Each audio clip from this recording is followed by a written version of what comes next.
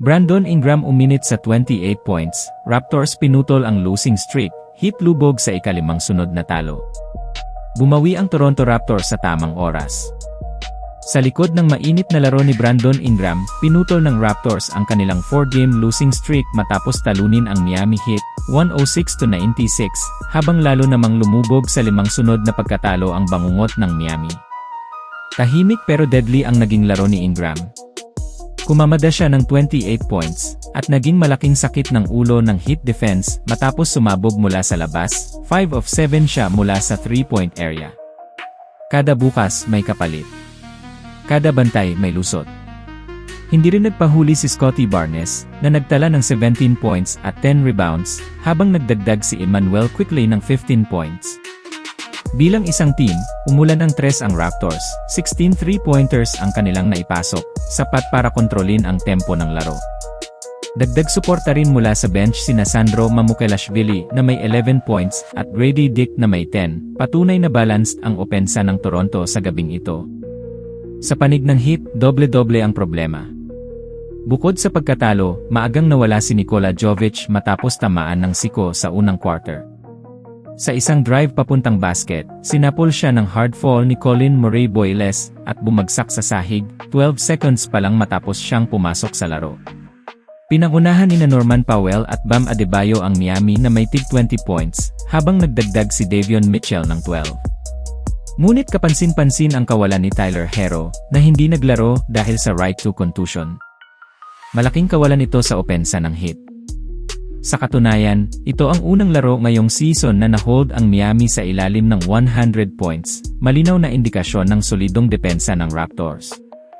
Dikit ang laban hanggang early fourth quarter, kung saan lamang ng 5 ang Toronto. Pero doon biglang bumaligtad ang momentum.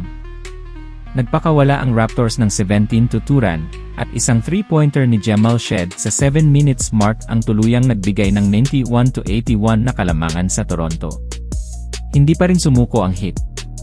Lumapit sila sa 4 na puntos matapos magpasok si Powell ng 3 free throws sa 1 minute na lang. Pero sa crunch time, kumalma ang Raptors, isang floating jumper ni Shead, sinundan ng putback layup ni Barnes, ang tuluyang nagselyo ng panalo. Sa kabila ng panalo, nananatiling may hamon ang Toronto. Simula nang ma-injure si RJ Barrett laban sa Brooklyn, 4-6 ang record ng Raptors. Ayon kay Coach Darko Rajakovic, nagsimula na ng on-court workouts si Barrett nitong Lunes. Ang pagbabalik ng kanilang third leading scorer na may 19.4 points per game ay posibleng maging susi sa mas consistent na takbo ng Raptors sa mga susunod na laro. Sa ngayon, sapat muna ang panalong ito, panalo na hindi lang pumutol sa losing streak, kundi nagbigay rin ng bagong buhay sa Toronto. Samantala, hindi naging maganda ang huling laban para sa anyang Red Boosters matapos silang tambakan ng KCC sa larong sabay-sabay tinamaan ng malamig na shooting at kawalan ng momentum ang buong koponan. Sa kabila ng pagkatalo, isa si Renz Abando sa ilang nagpakita ng effort, nagtapos ang laro na may 9 points at 7 rebounds. Maaga pa lang, kontrolado na ng KCC ang takbo ng laro. Hirap ang anyang makahanap ng ritmo, lalo na sa labas, kung saan ilang beses sumablay ang mga tira. Si Abando man ay nahirapan sa umpisa, pero bumawi sa hustle plays, rebounding, inside finishes, at depensa laban sa mas malalaking imports ng KCC. Habang patuloy na lumalayo ang score, hindi bumitaw si Abando sa laban. Nakakuha siya ng mahahalagang rebounds na nauwi sa second chance points, at nagbigay ng energy sa gitna ng hirap ng anyang. Kitang-kita rin ang frustration niya, senyales na gusto niyang mas malaki pa ang maibigay sa koponan.